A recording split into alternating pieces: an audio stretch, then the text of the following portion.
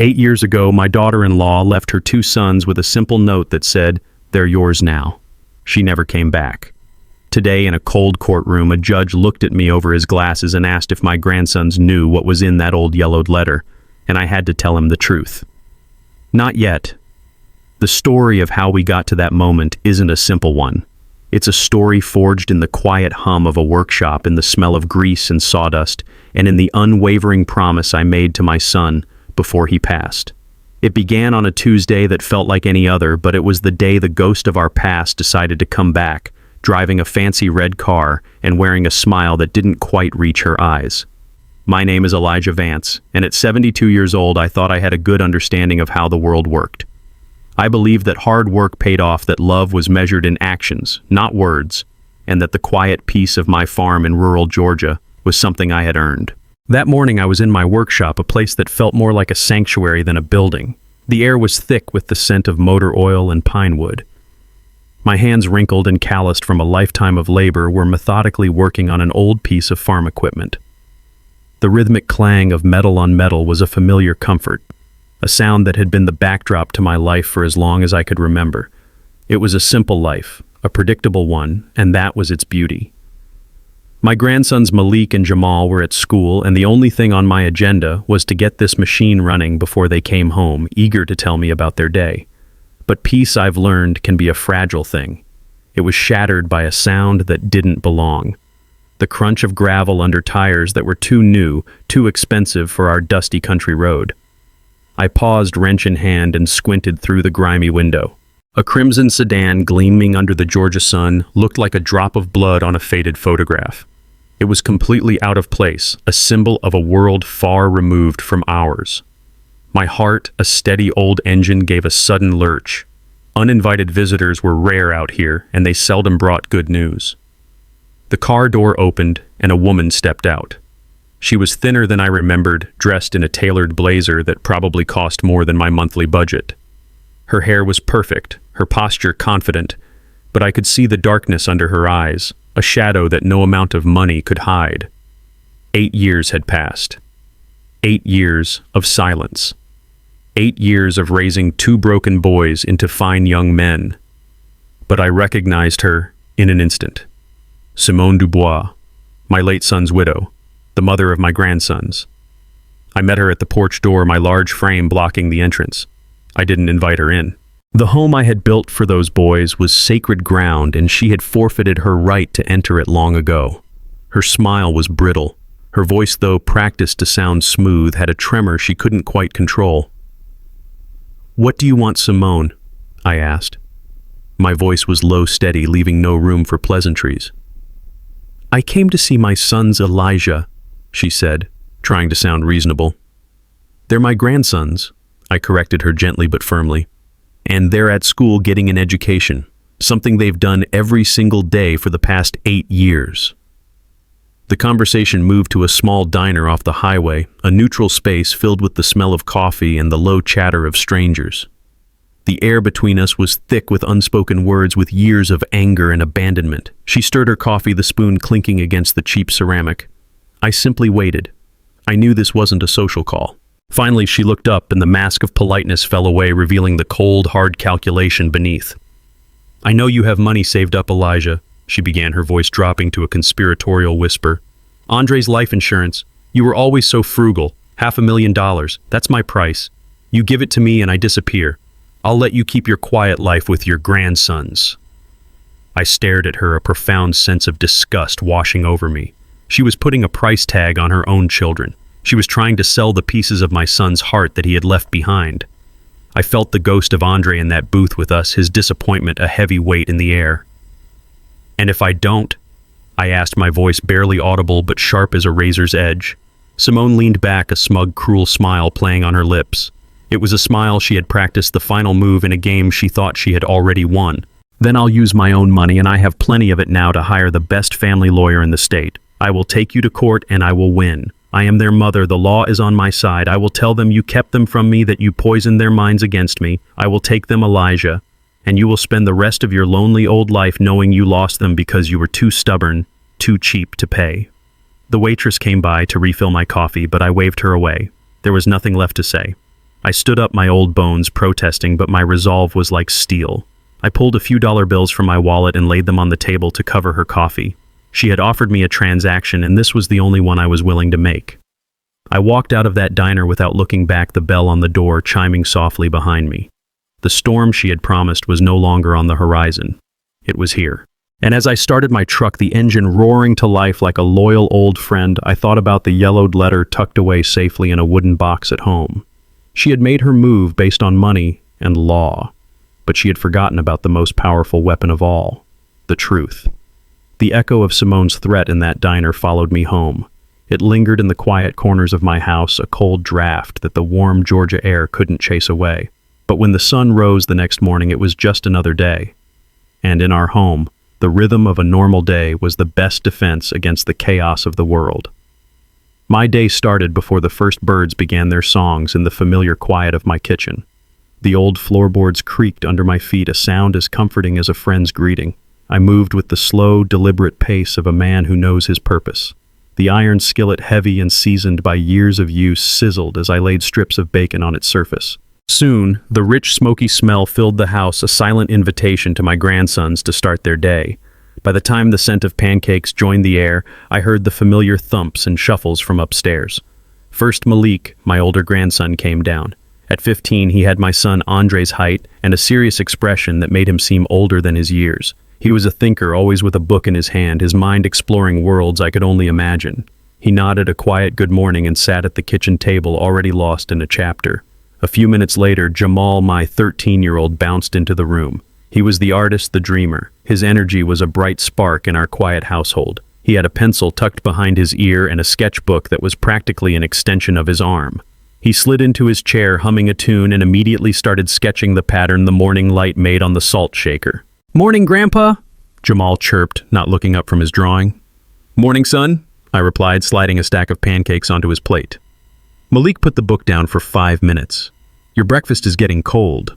Malik looked up, blinking as if returning from a great distance. "Sorry, Grandpa. This part is just really interesting." "The pancakes are interesting too," I said with a small smile. "They're about to disappear." We ate in a comfortable silence, punctuated by the scrape of forks and Jamal's occasional questions about what kind of bird he could hear outside the window. This was our ritual. It was more than just a meal. It was a silent conversation, a daily reaffirmation that we were a unit, a family. I packed their lunches just as I had every school day for the past 8 years. A sandwich for Malik, extra fruit for Jamal. I knew their preferences, their little habits, the things that made them who they were. These were the small details that wove the fabric of our lives together. This was the home I had built for them, not with bricks and mortar, but with consistency, with presence, with a love that didn't need to be loud to be felt. This was not a temporary arrangement. This was a life, a real life, the one they deserved, the one their mother had thrown away. After they grabbed their backpacks and headed out the door with a chorus of, "Bye, Grandpa," the house settled into a profound quiet. The silence was different now. It was heavier, filled with the unspoken threat that Simone had brought back with her. I cleaned the kitchen, my movements automatic, my mind churning. What did she really want? Was it about the money, or was it something more twisted? Did she truly believe she could just walk back in and reclaim 2 lives she had so completely discarded? I knew that in a courtroom, feelings and memories were not enough. I needed proof. I needed the truth written in black and white. I walked to my bedroom, to the old wooden chest at the foot of my bed. It was made of dark cherry wood, a wedding gift to my late wife and me decades ago. It held the few precious things I had left of my son. I lifted the heavy lid, the scent of cedar and old memories rising to meet me. Inside, nestled amongst Andre's high school track medals and a faded photograph of him as a boy, was a single folded envelope. It was yellowed with age, the corners soft and worn from the few times I had taken it out over the years. My hands trembled slightly as I picked it up. This was it, the foundation of our family, the testament to Simone's choice. Holding the letter, my mind was pulled back through time, back to a night 8 years ago that I had tried so hard to forget.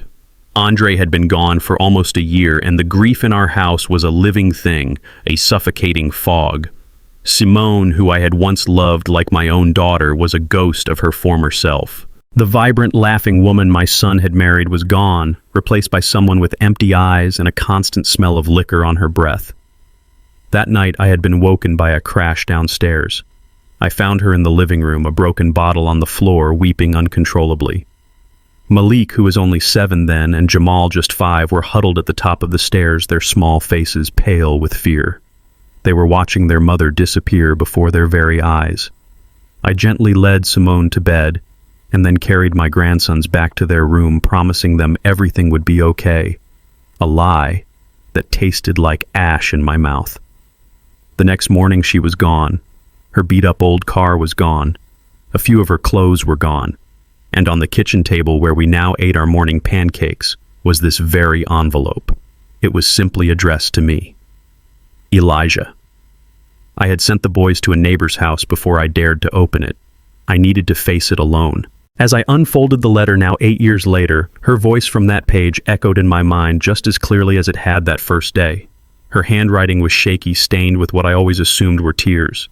It read, "Elijah, I am so sorry. I know you will hate me for this, and you have every right to, but I cannot do this anymore. Every time I look at them, I see Andre, and the pain is too much. I see his eyes in Malik, his smile in Jamal, and it is breaking me into 1,000 pieces every single day. I am not strong enough. I am not a mother. A mother is supposed to protect her children, and I cannot even protect myself. I cannot give them anything but this grief, this chaos, this broken version of a woman. They deserve more. They deserve a real home. They deserve stability. They deserve you. Please take care of my boys. I am setting you free. I am setting them free from me. They're yours now, Elijah. Don't try to find me. Just love them. That's all I ask. Goodbye, Simone." I folded the letter carefully along its original creases. This piece of paper was not just an explanation. It was a legal and moral transfer of a sacred duty. She had not left in a moment of temporary insanity. This was a deliberate, thought-out decision of a woman who was abdicating her role as a mother.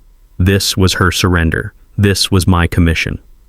For 8 years, I had honored her request. I had loved them. I had built them a life. Now she wanted to nullify this contract, to pretend these words were never written. But they were. And they were the truth. A truth I had kept hidden from my grandsons to protect them from the pain of their mother's rejection. But now, this truth was no longer a shield for them.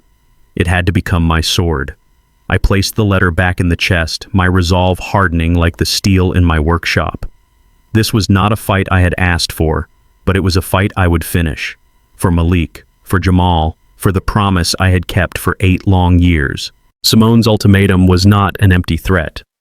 3 days later, the official declaration of war arrived. It didn't come with the sound of cannons or the fury of a storm, but with the quiet efficiency of a courier driving a nondescript white van. He handed me a thick manila envelope, his expression neutral, unaware that he was delivering a document designed to tear my world apart. I signed for it, my hand steady, though a cold knot was tightening in my stomach. I waited until the van disappeared down the long gravel driveway before I went inside and sat at the kitchen table, the same table where my grandsons and I shared our meals and our lives. The documents were filled with the cold, impersonal language of the law. Petition to establish parental rights. Order to show cause. Each word was a carefully chosen weapon. Simone's petition, written by a high-priced lawyer from Atlanta, painted a picture I didn't recognize. It spoke of a grieving mother who had needed time to heal a woman who had spent the last 8 years rebuilding her life so she could provide a stable and prosperous home for her beloved children. It subtly implied that I had taken advantage of her grief to isolate the boys from her. It was a masterpiece of fiction, a narrative so twisted and convincing that for a moment a sliver of doubt tried to creep into my heart. But it was quickly extinguished by the fire of 8 years of truth. 8 years of packed lunches, of fevers in the night, of homework help and scraped knees. 8 years of being the only constant in their lives. I put the papers down. There was no panic. Panic was a luxury I couldn't afford.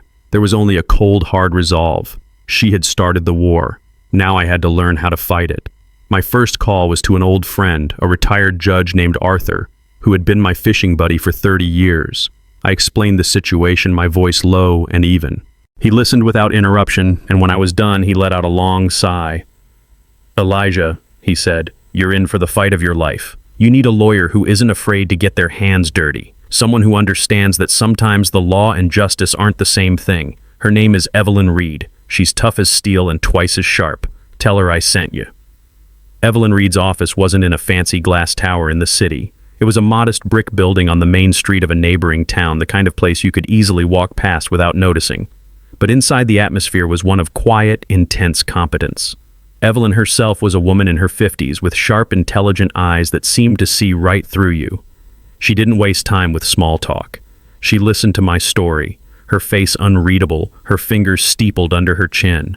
I told her everything from the night Andre died to Simone's demand for $500,000. I even showed her the letter. She read it twice, her expression never changing. When I finished, she leaned back in her chair and looked at me, a long, assessing gaze. "Well, Mr. Vance," she began, her voice direct and devoid of sugarcoating, "you have a very big problem. Legally speaking, Simone Dubois is their mother. In the eyes of the court, parental rights are paramount. She will claim she was suffering from severe depression after her husband's death, that she made a decision under duress, and that she has spent the last 8 years becoming a fit and capable parent. She has money, which means she has a very good lawyer who will tell a very convincing story.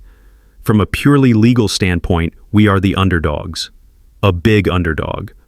Her words were like a bucket of cold water, but I didn't flinch. I had expected this. I had lived in the real world long enough to know it wasn't always fair. "I don't have a convincing story, Ms. Reed," I said, my voice filled with a quiet conviction that came from deep within my soul. "I have the truth, and I have 8 years. 8 years of school report cards with perfect attendance. 8 years of doctor's visits for checkups and colds. 8 years of teaching them how to ride a bike, how to bait a hook, how to be decent human beings. I have 8 years of being their father when their own father was gone and their mother chose not to be a mother. That has to be worth something. That has to be more important than a blood tie that she herself severed." For the first time, I saw a flicker of something in Evelyn's eyes. Respect, perhaps. She nodded slowly, a small, almost imperceptible smile touching her lips. "Yes, Mr. Vance. It is worth something. It's worth everything. But we can't just tell the judge about it. We have to prove it. We have to build a case so solid, so undeniable that it makes Simone's story look like the flimsy fantasy it is. If we are going to win this, we need to accomplish 2 things. First, we must prove beyond a reasonable doubt that Simone is not acting in the best interests of the children and that her return is motivated by something other than maternal love. That $500,000 demand will be a good place to start. Second, and this is the most crucial part, we have to prove that removing the boys from your care would cause them significant emotional and psychological harm. We need to show that you are not just their caregiver, you are their home. You are their stability. You are their entire world." She leaned forward, her voice dropping, becoming more intense. "That letter is a powerful tool, but it's not enough on its own. Her lawyer will try to dismiss it as the ramblings of a grief-stricken woman. We need more. We need witnesses. We need documentation. We need to build a fortress of facts around those boys that her lies cannot penetrate. We don't just need a lawyer, Elijah. We need an army, and you and I are going to build it." In that moment, I knew I had found the right person. She was not just a lawyer, she was a general, and she had just given me my battle plan. The fear and uncertainty that had been simmering beneath the surface began to recede, replaced by a clear sense of purpose. This was no longer just a personal crisis, it was a campaign. The very next day, the work began. On Evelyn's recommendation, I hired a private investigator, a former police detective named Frank Henderson. He was a quiet, meticulous man who specialized in finding the truths people tried to bury. His job was to fill in the blanks of Simone's last 8 years, find out where she's been, who she's been with, and most importantly, where her money came from, Evelyn instructed him. A woman who abandons her children doesn't just stumble into a 6-figure salary without a story behind it.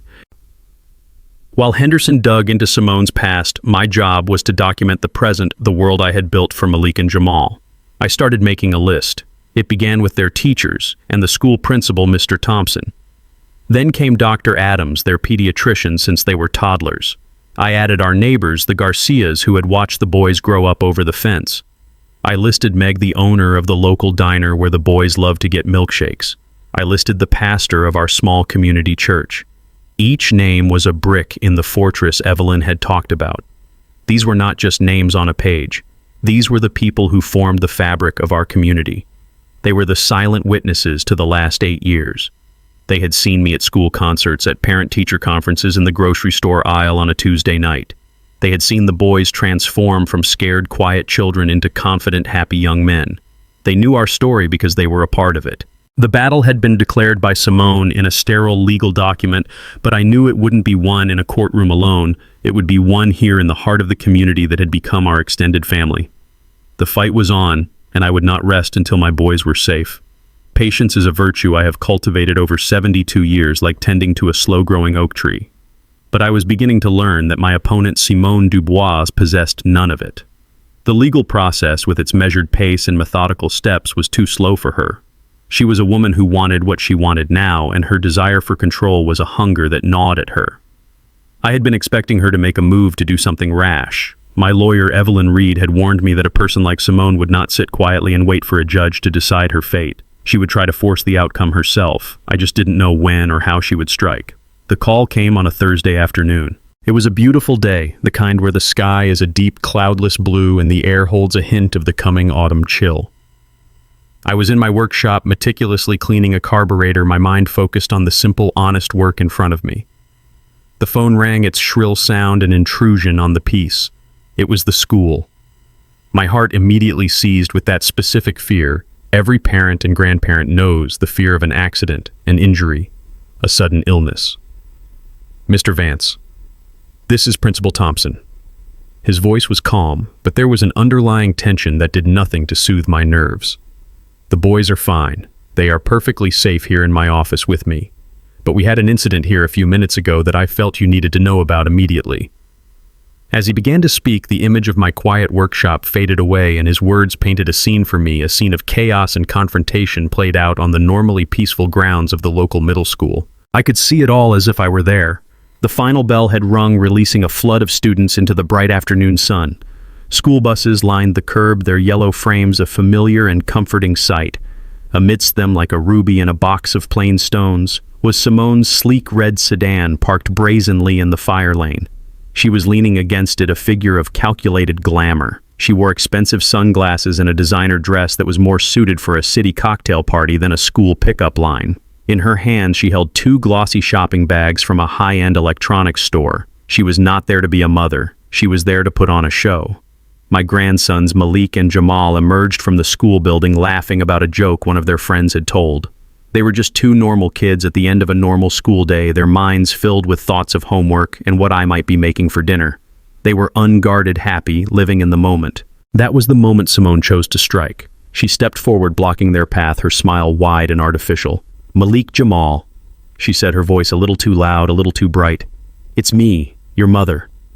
As Principal Thompson described it, Jamal, my sweet, sensitive artist, froze in his tracks. His eyes widened with a mixture of shock, confusion, and a flicker of something else, a deeply buried curiosity. He was just a boy after all, and this was the woman who existed for him only in faded photographs and in the sad, empty spaces of our family history. But Malik, my protector, my serious old soul, reacted instantly. He physically moved himself to stand slightly in front of his younger brother, a small but significant gesture. His expression became a hard mask of suspicion. He looked at this stranger, this woman who claimed the most sacred title in the world, and he saw not a mother, but a threat. "Our grandpa told us not to talk to strangers," Malik said. His voice was flat cold and devoid of the warmth he usually carried. It was the voice of a boy who had learned too early in life that the world could be a dangerous place. Simone's smile faltered. For a moment, she was genuinely stunned. I imagine she had played this scene out in her head 100 times, and in her version there were tears, hugs, a joyful reunion. She was not prepared for this wall of cold rejection. Her shock quickly curdled into anger. Her face hardened and the false warmth in her voice vanished, replaced by an edge of sharp indignation. "I am not a stranger," she snapped, her voice rising, drawing the attention of other students who were now slowing down to watch the unfolding drama. "I am your mother. Do you have any idea what I have gone through to get here to see you?" She thrust the glossy bags towards them. "Look, I brought you gifts. The new game console for you, Malik, and the latest digital drawing tablet for you, Jamal. I know you love to draw." It was a clumsy, desperate attempt at bribery, a transactional offering where real affection should have been. "This is nothing," she continued, her voice taking on a frantic, pleading tone. "We can have a much better life than this. A big house in the city, any toys you want. You wouldn't have to live in that dusty old farmhouse with an old man." The insult directed at me was what truly broke Malik's composure. "That old man is our family," he shot back, his voice shaking with a fury I had never heard from him before. "He was there every single day. Where were you?" The question hung in the air, a simple, devastating indictment. Simone had no answer. The crowd of students had grown larger now, their whispers and stares creating a circle of public humiliation. It was at this point that Principal Thompson, alerted by a teacher on duty, stepped in. He was a good man, a fair man who had known my grandsons for years. He approached the scene with a calm authority that immediately de-escalated the situation. "Ms. Dubois," he said, his voice polite but firm, "this is not the appropriate time or place for this conversation. If you wish to see the students, you need to make an appointment through the school office, and you must have the written permission of their legal guardian, Mr. Elijah Vance." Checkmated. Trapped by rules and procedures, Simone's carefully constructed performance crumbled completely. Her face flushed with rage and shame. She looked at the principal, then at the unmoving face of Malik, and then at the crowd of curious teenage faces watching her. Without another word, she snatched the gifts back, turned on her heel, and stalked back to her car. She threw the bags into the passenger seat with a violent motion, slammed the door, and sped away from the curb, her tires squealing in protest. But before she drove off, she rolled down her window and screamed one last thing, a final venomous promise that was meant for my grandsons, but was truly directed at me. "We'll see who really has the power." After my call with the principal ended, I drove to the school faster than I probably should have. I found the boys sitting on a bench outside his office, looking small and shaken. The ride home was unnaturally quiet. I could feel the turmoil radiating from them, a heavy silence that filled the cab of my old truck. I didn't push them to talk. I just let them know I was there. We were halfway home when Jamal finally spoke, his voice a small, wavering whisper. "Grandpa?" he asked, looking at me with eyes full of a confusion that broke my heart. "Why doesn't she love us like you do?" I pulled the truck over to the side of the road. I turned off the engine and looked at my grandsons, my brave, wounded boys. "Oh, son," I said, my voice thick with emotion. "Her not knowing how to love you has nothing to do with how lovable you are. It's a broken part inside of her, not you. My love for you, that's the realest thing in the world. And nobody is ever going to take that away from us." That night, after the boys were in bed, I sat in the dark for a long time thinking about the events of the day. Simone's reckless actions had terrified my grandsons. She had brought chaos and fear to the one place they were supposed to feel safe outside of my home. But she had also made a critical mistake. She had overplayed her hand. Her desperate theatrical display of affection, followed by that raw, uncontrolled anger, was not the behavior of a stable, reformed mother. It was the act of a desperate woman trying to seize control. It was painful. It was ugly. And as my lawyer Evelyn Reed would confirm the next day, it was the best piece of evidence we could have asked for. Simone had shown her true colors, and I now had a sworn witness, the school principal himself, who had seen it all. The battle was far from over, but for the first time I felt a shift in the wind. The truth was beginning to build its own momentum. After the disastrous scene at the school, a strange and unsettling quiet fell over us. Simone did not call. She did not drive by the farm. The silence was a coiled snake, and I found myself waiting for it to strike. The boys were more subdued. The easy laughter that usually filled our home was harder to come by. I saw them exchange worried glances when a car they didn't recognize drove past our road. The peace I had worked so hard to build for them had been poisoned by uncertainty, and I hated Simone for that more than anything. I tried to restore our sense of normalcy.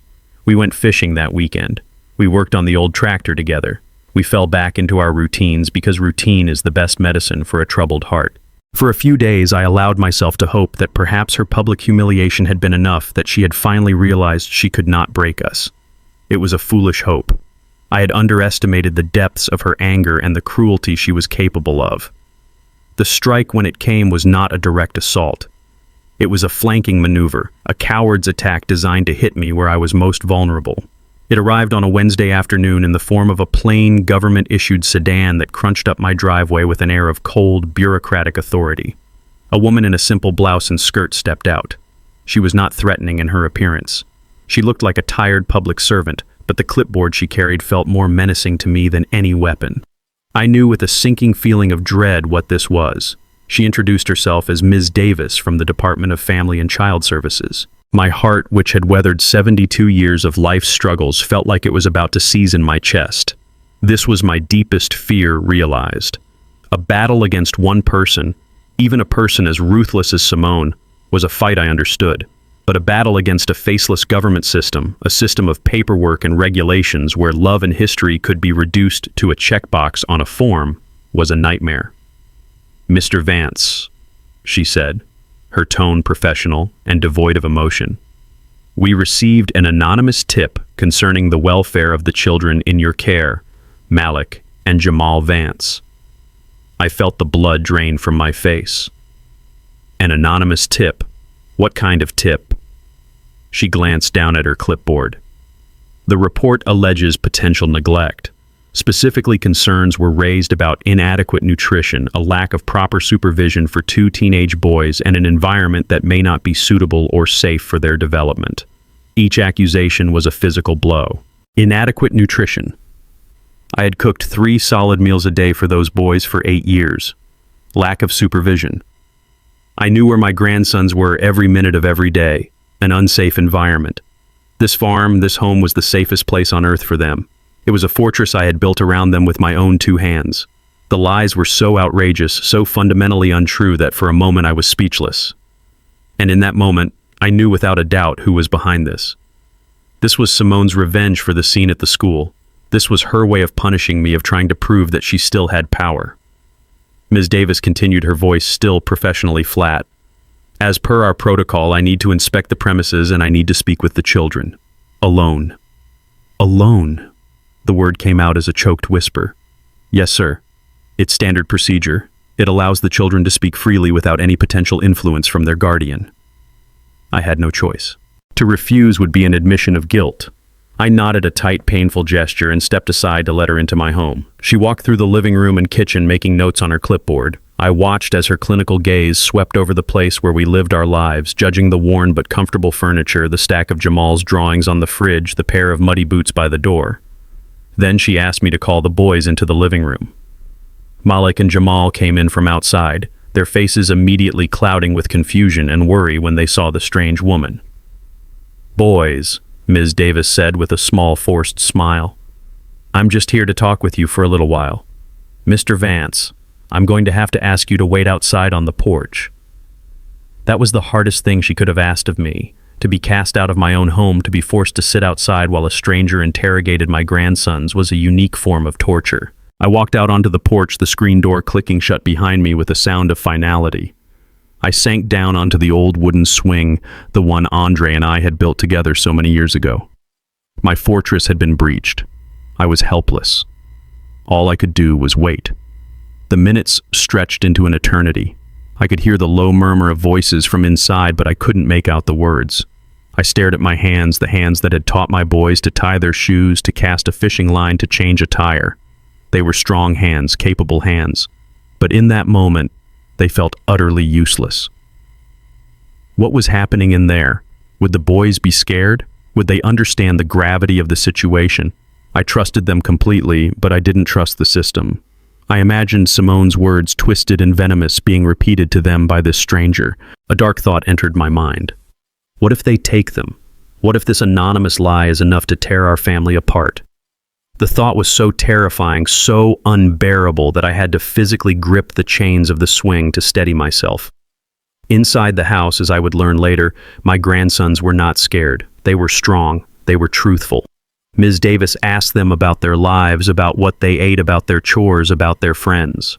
Malik, my stoic protector, answered each question with a quiet, unwavering dignity. He spoke of our life not as something perfect, but as something real and good. He told her how I helped him with his algebra homework, how we worked on the truck engine together on weekends. And Jamal, my artist, did something even more powerful. When Ms. Davis asked him if he felt happy and safe here, he didn't just answer with words. He ran to his room and came back with his sketchbook. He opened it and showed her his world. Page after page was filled with drawings of our life. There were sketches of me sleeping in my armchair, of Malik concentrating on a video game, of the three of us fishing at the creek. There were detailed drawings of the barn, the tractor, and the old dog we used to have. His art was a vibrant, undeniable testament to the love and security that filled our home. He didn't need to tell her he was happy, he showed her. After what felt like a lifetime, the screen door opened and Ms. Davis stepped back out onto the porch. I stood up, my heart pounding in my chest, bracing myself for the verdict. I searched her face for a sign, for any clue as to what was decided. The stern professional mask she had worn upon her arrival was gone. In its place was a look of tired understanding and perhaps a hint of compassion. She walked over to me, and her voice was softer now. "Mr. Vance," she said, "I have finished my interviews and my assessment." She paused, and in that pause my whole world hung in the balance. "This home," she continued, "is filled with an incredible amount of love. It is clear that your grandsons are intelligent, well-adjusted, and deeply bonded with you. Jamal was even kind enough to show me his artwork. You are a very talented artist's favorite subject." A genuine small smile touched her lips. "Frankly, this is one of the most stable and nurturing environments I have visited in a long time. We will be closing this case effective immediately. The report will be filed as unfounded." Relief washed over me so intensely that I felt my knees go weak. I had to sit back down on the swing. "Thank you," I managed to say, my voice thick. "There's nothing to thank me for, Mr. Vance. I was just doing my job." She hesitated for a moment, then added, "Anonymous accusations like this are unfortunately common in custody disputes. They are a cruel tactic. You are doing a wonderful job with those boys. Don't let anyone make you doubt that." As she walked back to her car and drove away, the relief I felt slowly began to mingle with a cold, simmering rage. We were safe. We had been vindicated. But the incident had left a scar. Simone had been willing to subject her own children to an invasive and frightening government investigation, all to gain an advantage, all to hurt me. She hadn't cared about their well-being. She hadn't cared about the fear she would cause them. She had used them as weapons. And as I sat there on my porch watching the dust settle on the driveway, I understood something new. This was not just a fight for custody. This was a fight to protect two innocent boys from a woman who was proving to be more of a danger to them than I had ever imagined. My resolve was no longer just about winning. It was about making sure she could never hurt them like this again. The day of the hearing arrived cloaked in a gray, somber sky that perfectly matched the mood in my soul. Walking into the courthouse was like stepping into another world. The air inside was cool and smelled of old paper and furniture polish. The high ceilings echoed with the quiet, serious footsteps of people whose lives were about to be changed by a stranger in a black robe. I held my grandsons Malik and Jamal close to my side. Their usual vibrant energy was gone, replaced by a nervous silence. They looked so small and out of place amidst the imposing marble and dark wood. This was not their world. This was a place of conflict and judgment, a far cry from the open fields and honest work of our farm. I felt a surge of anger that Simone was forcing them into this cold, intimidating arena. This was a battle between adults, and she had cruelly dragged them onto the front lines. Then she arrived. Simone walked down the long corridor with her lawyer, a man with a slick smile and an expensive suit. She looked nothing like the broken woman from my memories, nor the enraged woman from the schoolyard. Today, she was playing a new role. She was dressed in a conservative navy blue dress, her hair pulled back in a simple, elegant style. She wore minimal makeup, just enough to highlight the sorrowful look in her eyes. She clutched a small handkerchief in her hand. She looked like a grieving widow, a respectable mother, a victim of circumstance. It was a carefully crafted costume, and I had to admit it was effective. As she passed us, she gave the boys a look of profound, aching sadness, a look that was meant for the eyes of the judge and anyone else who might be watching. The performance had already begun. We sat in the silent, imposing courtroom waiting. The room felt like a tinderbox, filled with unspoken accusations and years of pain just waiting for a spark. When the judge entered and everyone rose, my heart pounded against my ribs. It was all real now. The fight for my family was about to begin in earnest, and Simone was the first to take the stage. When her lawyer called her to the witness stand, she walked with a practiced slowness. Her shoulders slumped just enough to suggest a heavy burden. She sat down carefully arranging her dress and dabbed her eyes with the handkerchief before the first question was even asked. Her lawyer, a man named Mr. Davies, approached her with a gentle, sympathetic demeanor. His voice was soft, coaxing, as if he were talking to a frightened bird. He started with the past, with the good times. "Mrs. Dubois," he began, "could you please tell the court about your life with your late husband, Andre Vance?" Simone took a shaky breath, a single perfect tear rolling down her cheek. "Andre was the love of my life," she whispered, her voice cracking beautifully. "He was a wonderful husband and an even better father. Our home was filled with so much laughter. We had so many dreams." She went on to paint the idyllic picture of their life together, of picnics in the park, of bedtime stories, of a perfect family unit. She spoke of Malik's first steps and Jamal's first words. Listening to her, you would think their life had been a fairy tale and I was the cruel old man who had locked her out of the castle.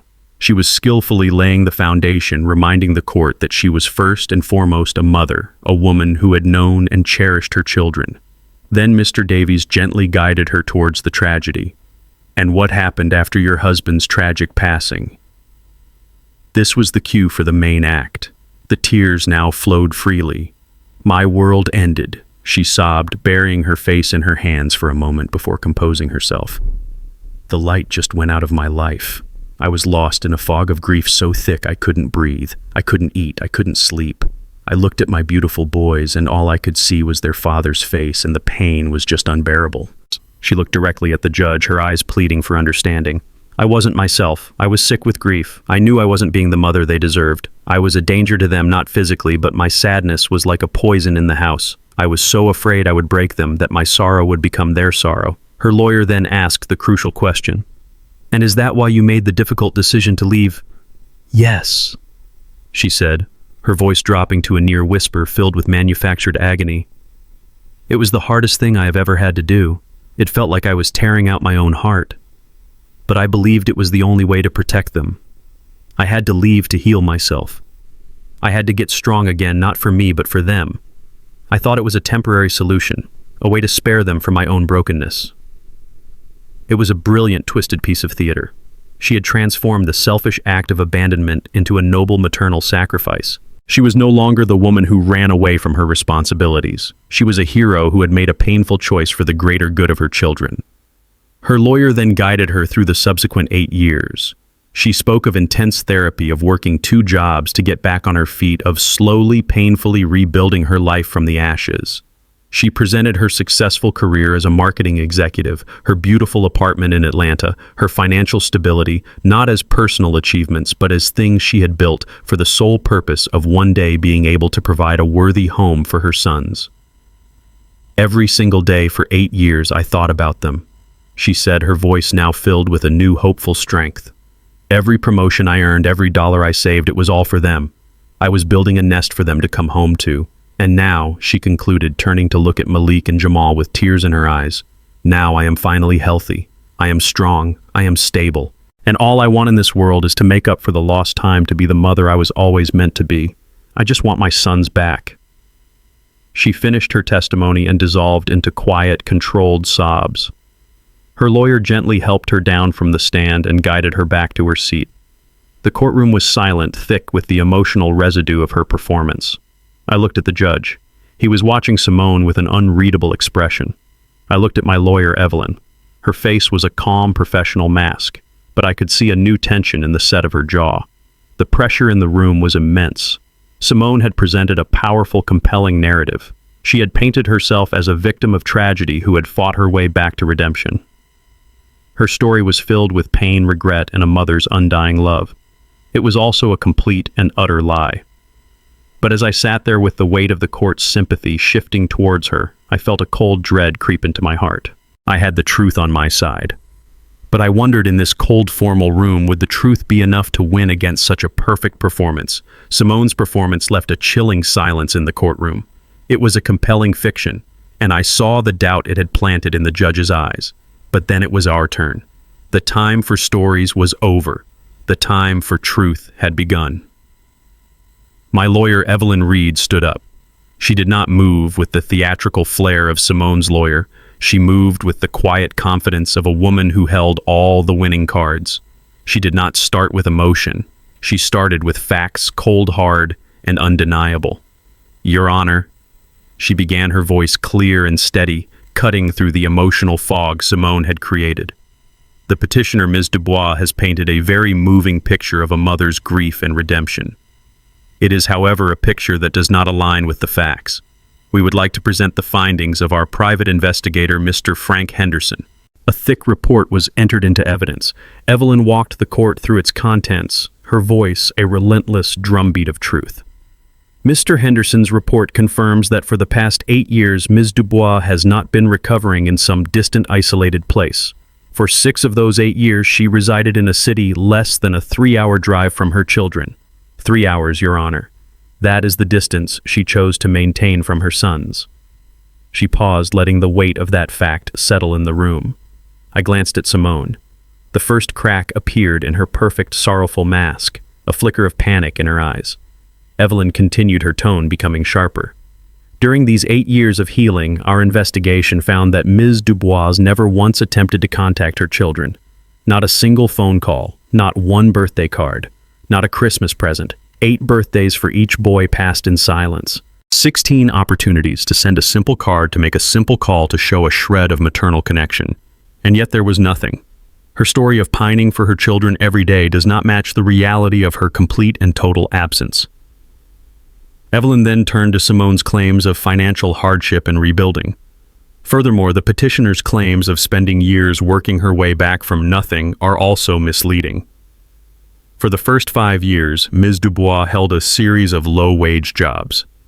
It was only in the last 3 years, after entering into a relationship with a wealthy real estate developer, that her financial situation dramatically improved. Her current stability is not the result of years of maternal sacrifice, but of a recent and fortunate romantic entanglement. Each fact was a stone, and Evelyn was methodically building a wall brick by brick, dismantling Simone's narrative of noble suffering. The story of the grieving mother was being replaced by a much uglier picture. A woman who had abandoned her children, ignored them for nearly a decade, and only decided she wanted them back when it became convenient and financially viable for her to do so. When it was his turn, Simone's lawyer, Mr. Davies, knew he had to change the narrative. He couldn't fight the facts, so he decided to attack the man. He called me to the stand. He let me settle in, then approached me with a look of feigned concern. "Mr. Vance," he started, his voice dripping with condescension. "You are 72 years old, is that correct?" "Yes, sir," I answered, my voice steady. 72. That is an admirable age. But raising 2 teenage boys requires a great deal of energy, does it not? Late-night sporting events, the constant drama of adolescence. Are you truly in your heart equipped to handle that for the next several years? Do you have the physical stamina? "I have been handling it for the past 8 years, I said simply. "My stamina has been sufficient."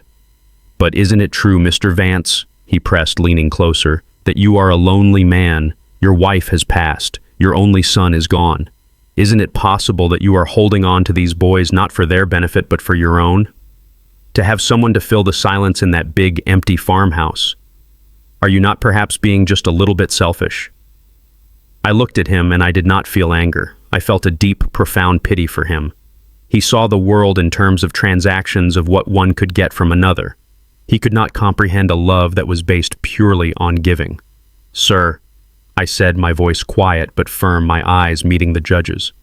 "When my son Andre passed away, he left a hole in my heart that will never be filled. But he also left me the 2 most precious parts of himself. Loving them, raising them, is not a cure for my loneliness. It is the last and most important duty I have to my son. It is a promise I made to him, and it is the greatest honor of my life. There is no selfishness in that." My words hung in the air, simple and unadorned, yet heavier than any of the lawyer's slick accusations. He had no response. He had tried to paint me as a feeble, selfish old man, but he had failed. He waved a dismissive hand. "No further questions." I stepped down, my heart steady. But I knew my testimony was not the deciding factor. The next few minutes would be. Evelyn stood. The defense calls Malik Vance to the stand. A hushed murmur went through the courtroom. My boy, my brave Malik, walked to the stand. He looked so young in that oversized witness chair, but his posture was straight, his jaw was set, and his eyes were clear and focused. He looked at me for a moment, and I gave him a small, almost imperceptible nod. "You can do this." Simone's lawyer saw his chance to use the boy's pain for his own gain. After a few preliminary questions from Evelyn, Mr. Davies began his cross-examination. He approached Malik with the same fake sympathy he had shown Simone. "Malik," he said softly, "this must be very difficult for you. I just have one important question. In your heart, son, do you love your mother?" The question was a trap designed to corner a 15-year-old boy, to force him into a confession that could be twisted and used against us. Malik was silent for a long moment. He didn't look at Simone. He didn't look at me. He looked down at his own hands resting on the rail of the witness box. The silence stretched on thick and heavy. Finally, he looked up, not at the lawyer, but at the judge. "Sir," he said, his voice quiet but carrying an undeniable weight. "How can I love someone I don't know?" The air went out of the room. It was a simple, honest answer, and it was more devastating than any accusation could have been. It completely invalidated Simone's entire performance. She had spoken of their deep, unbreakable bond, and her own son had just declared that she was a stranger to him. Evelyn stood to redirect. Her voice was gentle. "Malik, can you tell the court where you want to live?" Malik turned his gaze to the judge once more. His voice did not waver. It was the voice of a young man who knew his own mind, who knew his own truth. "My home is on the farm with my grandpa," he said, his words clear and strong. "When we needed a parent, he was the one who was there. My mother left when we needed her the most. My grandpa stayed. He taught me how to fix an engine, how to fish the creek, how to be a good person. He came to every parent-teacher conference. He stayed up with me when I was sick. He is more than my grandpa. He is my family. He is my home." Tears were now streaming down Jamal's face, and I reached over and put my arm around him, pulling him close. Simone was ashen-faced, her perfect composure finally cracking. And then Evelyn delivered the final fatal blow. She walked to her table and picked up a single yellowed envelope. "Your Honor," she said, "the petitioner testified that she left her children as a temporary measure to protect them from her grief. However, we have evidence that suggests this was not a temporary decision, but a permanent one. We would like to enter into evidence the letter Ms. Dubois left for Mr. Vance on the day she disappeared." A current of shock went through the courtroom. Simone's lawyer jumped to his feet, objecting, but the judge overruled him. The letter was passed to the clerk, then to the judge, who read it with a grave expression. Then he handed it back to Evelyn. "Please read the relevant portion for the court, Ms. Reed." Evelyn held the letter, and in a clear, unwavering voice, she read the words Simone had written 8 years ago. "I cannot do this anymore. I am not a mother. I cannot give them anything but this grief. Please take care of my boys. I am setting them free from me. They're yours now, Elijah." She paused, then read the final damning sentence. "Don't try to find me. Just love them." The words echoed in the silent courtroom. They were a confession, a transfer of rights, a complete and total abdication of motherhood written in Simone's own hand. I looked at her.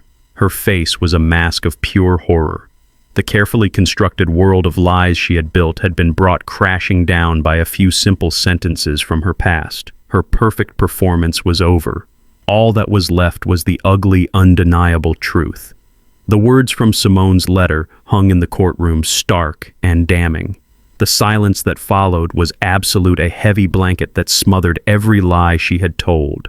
Her carefully constructed performance had been shattered by the simple, undeniable truth of her own handwriting. Her lawyer sat down defeated. He had no more questions, no more tricks. There was nothing left to say. Simone herself seemed to shrink in the witness chair, the elegant dress and confident posture now a mockery of the broken woman revealed underneath. All eyes were on the judge, a woman with gray hair, and an expression that had remained impassive throughout the proceedings. She looked down at the letter in her hands, then at the thick file of reports and testimonies on her desk. She took her time, her silence a deliberate act of weighing the years of pain and love that had been laid bare in her courtroom. For me, every tick of the clock on the wall was a lifetime. I held Jamal's hand, his small fingers gripping mine tightly. Malik sat on my other side, his back ramrod straight, his eyes fixed on the judge, waiting. Finally, she removed her glasses and looked at us. She did not look at Simone. She looked at me and then at the boys. When she spoke, her voice was not just the voice of the law, it was the voice of a deep human wisdom. The court recognizes the fundamental rights of a biological parent. She began her words measured and clear. These rights are a cornerstone of our family law. However, they are not absolute. They are conditional upon the parent's ability and willingness to act in the best interests of the child. A biological connection is a fact of birth, but a family is a creation of love, of sacrifice, and of unwavering presence. She looked down at her notes. In the case of Ms. Dubois, the court has heard a story of recovery and a desire to reconnect. But the evidence presented tells a different story. It tells of an 8-year absence with no attempt at contact. It tells of a sudden return motivated not by maternal instinct but by a financial demand. It tells of disruptive behavior at the children's school and a malicious, unfounded report made to Child Protective Services. These are not the actions of a mother acting in her children's best interests. They are the actions of a person seeking to disrupt a stable and loving home for her own purposes. Then she turned her gaze fully upon me and the boys, and for the first time I saw a warmth in her eyes. In the case of Mr. Vance, the court sees something else entirely. It sees 8 years of documented, uninterrupted care. It sees the sworn testimony of teachers, doctors, and neighbors who have all attested to a nurturing and supportive environment. It has seen the powerful and heartfelt testimony of a young man, Malik Vance, who clearly knows where his home is. And most importantly, it sees 2 thriving, intelligent, and well-adjusted children who are a living testament to the quality of care they have received. The judge put her glasses back on and picked up her gavel. The primary duty of this court is to ensure the continued stability and well-being of these children. To remove them from the only home they have ever truly known would be an act of profound and unnecessary cruelty. Therefore, it is the decision of this court that full legal and physical custody of Malik Vance and Jamal Vance is hereby granted to their paternal grandfather, Mr. Elijah Vance. A wave of relief so powerful it almost buckled my knees washed over me. I pulled both my grandsons into a tight embrace, and for the first time in this long, terrible ordeal, I let the tears fall. They were tears of gratitude, of exhaustion, of a victory that felt more profound than any I had ever known. The judge rapped her gavel once, a sound that sealed our future. As for the petitioner, Ms. Dubois, she concluded, she will be granted supervised visitation twice a month for a period of 1 year, at which point the arrangement can be reviewed. These visitations, however, are strictly conditional upon the consent and willingness of the children to participate. With that, she stood and court was adjourned. We had won. We were safe. As we made our way out into the marbled hallway surrounded by the quiet congratulations of Evelyn Reed, I felt a lightness I hadn't felt in months. But our escape was not yet complete. A figure blocked our path. It was Simone. Her face was a wreck, her makeup streaked with tears, the perfect costume of the grieving mother now in tatters. She looked desperate. "Elijah, please," she begged, her voice raw and broken. "Don't do this to me. Please don't take my sons away from me." I gently pushed Malik and Jamal behind me, shielding them from her one last time. I looked at the woman who had caused us so much pain, and I felt nothing but a deep, weary sadness. The anger was gone. There was only the truth left between us. "I didn't take them from you, Simone," I said, my voice tired but firm. "You gave them away. You made that choice 8 years ago when you wrote that letter." "I was sick. I wasn't thinking clearly," she cried, reaching for my arm. I stepped back out of her reach. "Maybe, but you were thinking clearly last week in that diner. You were thinking clearly when you put a price tag on your own children. You offered to sell me my own family for $500,000. What kind of mother does that?" Her face crumpled. She had no answer. "My love for these boys," I continued, my voice low and steady. "The life we have built, the home we have made, it is priceless. It is not for sale. It never was. I have spent these last weeks fighting for them, but I am done fighting you. I am just done. Go and live your life, Simone. Find whatever it is you are looking for. But you will never come near my family again. We are done." I placed a hand on each of my grandson's shoulders. I felt Malik's strength and Jamal's trembling relief under my touch. Without another look at her, I turned and guided them down the long hallway towards the exit, towards the sunlight, towards the rest of our lives. I did not look back. I just walked forward, leaving her alone with the consequences of her choices, a solitary figure left behind in the echoing halls of justice. A month later, the echoes of the courtroom had finally faded, replaced by the familiar sounds of home. The tension that had held our family in its grip for months had finally released its hold, and the peace that returned was sweeter than any I had ever known. It was a Saturday afternoon, and the three of us were out in the pasture mending a section of fence that had been damaged in a summer storm. The sun was warm on my back, and a gentle breeze rustled the leaves of the old oak trees that bordered the field. It was simple work, honest work, the kind of work that settles a man's soul. Jamal was laughing, a bright, carefree sound that had been absent for too long.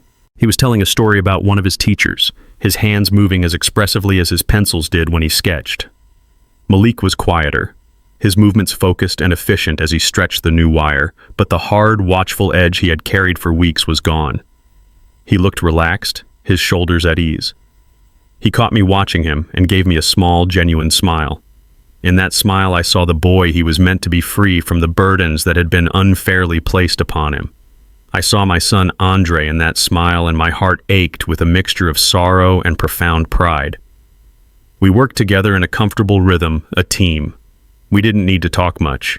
We knew what needed to be done. We were rebuilding not just a fence, but the invisible boundaries of safety and security that had been breached. As the sun began to dip towards the horizon, casting long shadows across the land, we stood back to admire our work. The fence was straight and strong. It was a tangible symbol of our resilience. I looked at my two grandsons standing there in the golden light, no longer little boys, but young men, tall and strong, their faces smudged with dirt and sweat. They were survivors. We were survivors. The storm had come, and it had raged with a furious intensity, threatening to tear our world from its foundations. But it had passed, and we were still standing. The house was still standing, the farm was still here, our family was still whole. I had held the line. I had kept the promise I made to my son all those years ago. I had protected his legacy, his most precious treasures. And as I stood there, between my two grandsons, a feeling of deep, quiet peace settled over me. The fight was over. We were home. True family isn't defined by blood, but by the hands that build you up when you're broken. It's the quiet promise kept in the dark, the steady presence that becomes your home. Love is a verb measured not in words, but in unwavering, steadfast action over time.